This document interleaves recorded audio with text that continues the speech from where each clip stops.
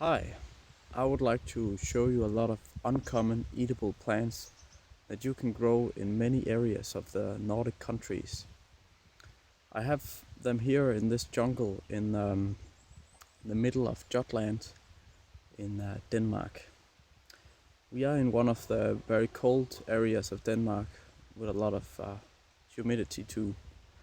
So let's have a look around. We have hazelnut bushes. And here we got autumn olive. It's very delicious berry it produces. In Norwegian, this plant is called Japanese eller japansk sølvblad. And the Latin name of this plant is Elaeagnus umbellata. And they're very sweet and not sour. And this berry it produces I think it's 4.5% protein in them, and it's very high in this antioxidant called lycopene, which is often promoted as a reason for eating tomatoes. But this one has 17 times as much as a tomato, so it's it's a lot of good stuff in this little berry. And you can dry these and make a fruit leather from these, so you could put them on your bread. And also, this bush is nitrogen fixing. It means it has bacteria that takes nitrogen out of the air and put it in the ground, put it in the leaves that fall, and so it fertilizes a lot of other trees here in the garden. Right next to it, we have one that is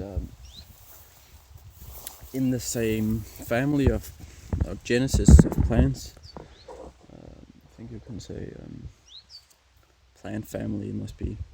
This is Seabuckthorn. It's orange one you see here.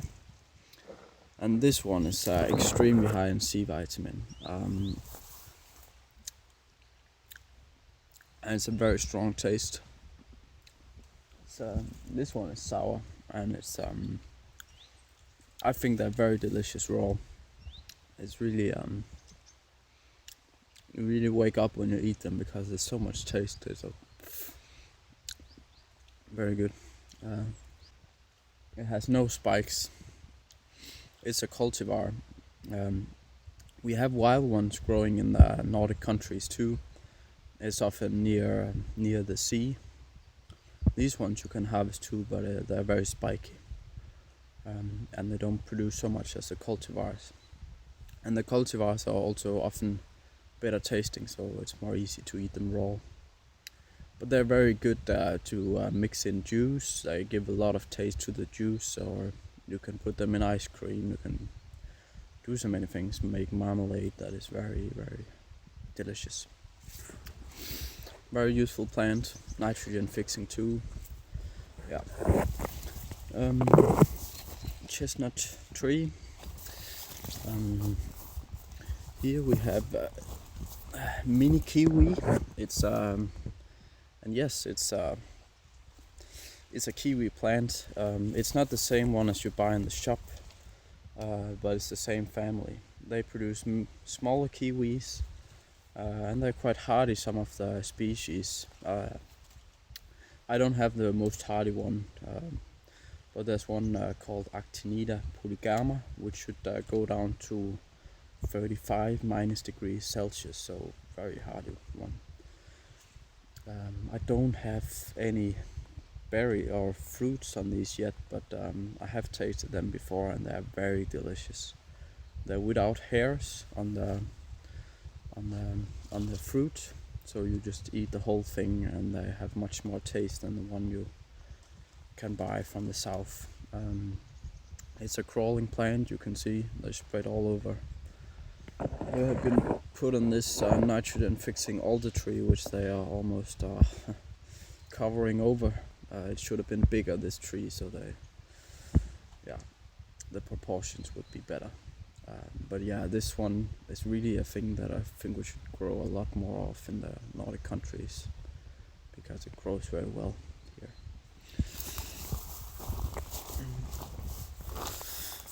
So here we have Pau Pau. I'm waiting in big excitement for the fruit of this tree. It will take some time and they grow very slowly. And they need shade in the beginning. But when you get the fruit, it should be very healthy and I don't know, it looks a bit like a mango and very nice fruit. Yeah, we have another type of bamboo here. This is an ornamental variety, which is make much bigger canes. Of course, we have a lot of hazelnuts in the garden. They, of course, grow in the wild here in the Nordic countries. Let's see, where are they? They're just right here. Got one there. And got one there. I think they're... Yeah, so they are much bigger as the one you find in the wild, and they produce much more nuts than the ones in the wild. So it is really useful to grow cultivars if you have a small garden, because you can really get much more nuts out of this. And hazelnuts are very healthy, they have a lot of oil in them.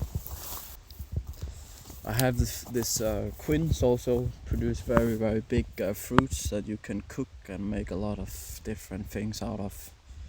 You see very big fruits. They're kind of spiky, the plants, but they produce quite a lot of fruit for being so small, the trees still. Over here I have one of my favorite plants. It's Aronia. I like them very much raw. Some people think they taste very special,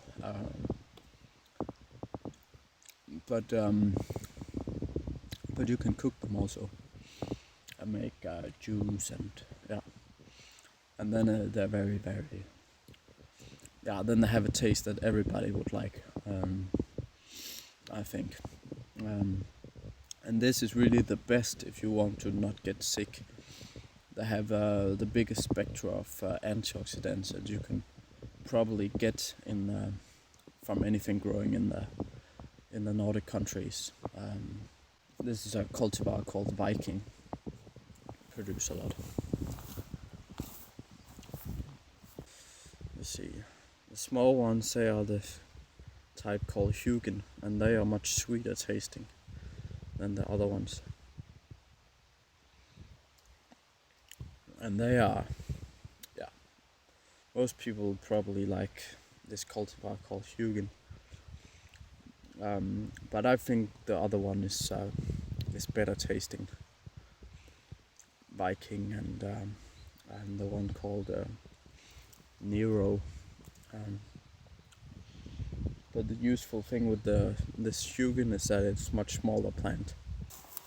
Here we got like kind of citrus for the Nordic countries. It's a bush quince, and yeah, very very acid. They have a lot of aroma, so in some way very nice, but you mostly want to do something with them in the cooking, and you can make some very delicious things. But raw,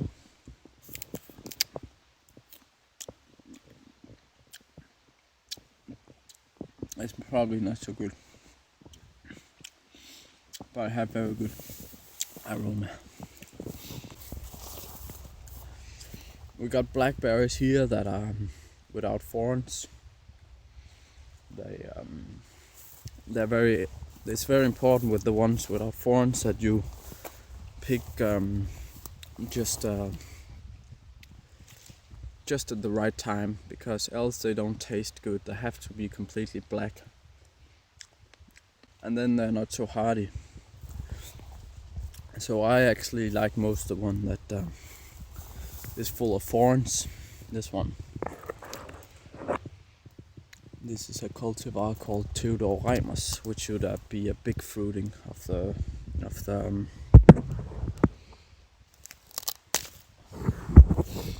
of the of the thorny blackberry. Of course, it's very unpleasant with thorny blackberries, but they're just much easier because you can harvest them before they're fully ripe and they're still good to eat. So in here, this is an apple actually.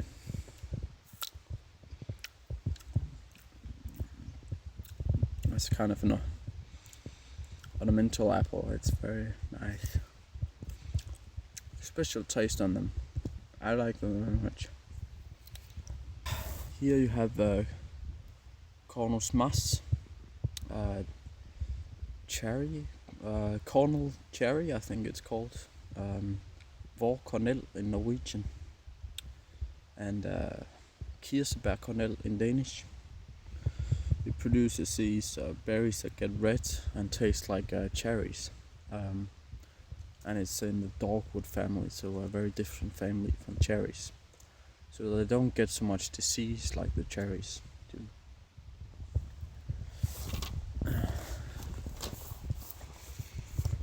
Yeah.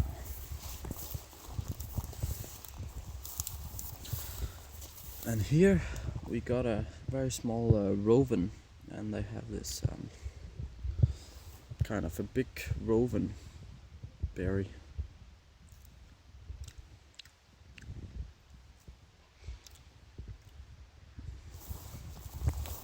And they're quite nice, tasty. We have many different kinds of rowan, some that are hybrid between pear and rowan and stuff. Here we have one very interesting plant that is just extremely delicious if one picks at the right time. This is medlar. It's called mat mispel in Norwegian and mispel in Danish. It was eaten a lot in the Middle Age and then it has been completely forgotten. This is very closely related to hawthorn, what is in Norwegian called havtorn, and in Danish it's tjørn.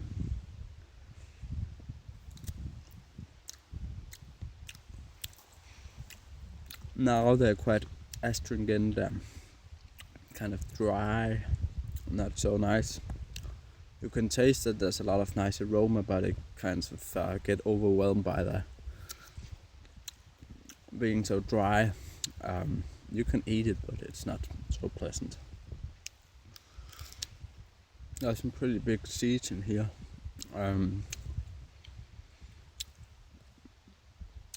It doesn't get fully ripe in the Nordic countries, so you have to often it needs just a little bit of frost, and then you take it in, and then just before the point where it starts to get rotten, it gets very, very delicious. That's the time to eat this. There's a lot of weed in here. This was kind of started, and then I suddenly have to leave Denmark to go to Norway because I wanted to move together with my girlfriend in Norway. So I don't really live near this garden, so it really grows very wild, and it seems to work. The plants here, they survive, but of course in here you could grow a lot of vegetable in between the trees and bushes, and you would have much better use of this garden. There's a lot of black currants and all these things, Jerusalem artichokes that is spreading around the garden. Yeah, we have Cornus causa. I forgot the name. Yeah, there's so many different things in here.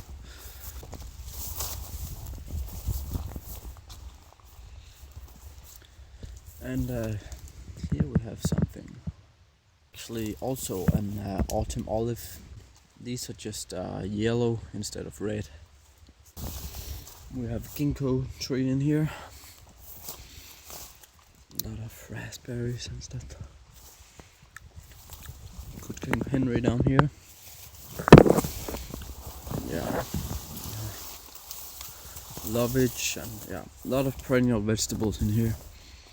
A fruit, quince, grows into a tree, and this one is. I think they're nice to eat raw, but they're very dry. Uh,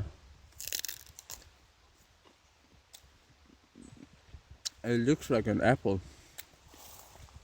but it tastes nothing like an apple. It's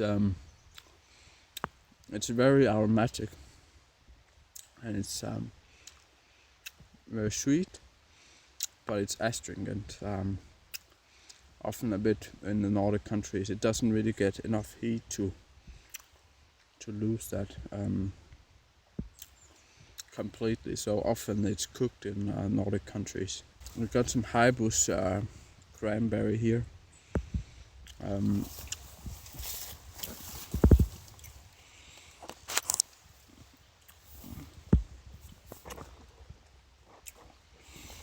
These you can make the things that you would use for American cranberries. You just need to cook this type called Highbush cranberry. But they produce quite a lot of berries. And much easier to grow than cranberries. Yeah. So here we have a pepper tree. They have peppery leaves. And in a warm summer you can get these peppery kind of peppercorns. A lot of we have a big walnut tree there, and we have a lot of chestnut trees. We're just waiting for them to start producing. So then there will be a lot of nuts in this plantation. But we already have one that is producing a nut that you maybe wouldn't believe could grow here, and that is almond. So this is an almond.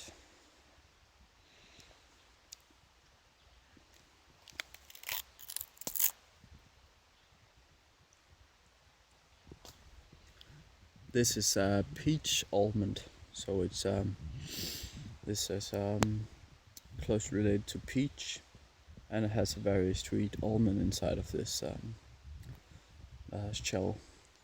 And it's quite a big tree. It grows very well here. Yeah, it is possible to produce almonds in Nordic countries, but I have to say that it doesn't produce many of these. So far I have only seen 3 fruits on this very big tree we see here behind me. So I don't know if it's worth it to grow almonds, but I think it's worth it for breeding, that we can work with this tree, and maybe in the future we will have a very productive tree that can produce almonds. So that was a trip around this kind of chaotic forest garden in the middle of Jutland in Denmark. We are now working up a system like this in near the most northern oak forest in the world, in Tingvoll in Norway. And here we are doing everything a little bit more systematic, with many of the same plants that we have here, and on a much bigger scale than here. So you can check us up at permaculture planter, which means permaculture plants. We are producing plants for sale, and then we hope to have maybe up Norway's first commercial hazelnut production, which we planted this year.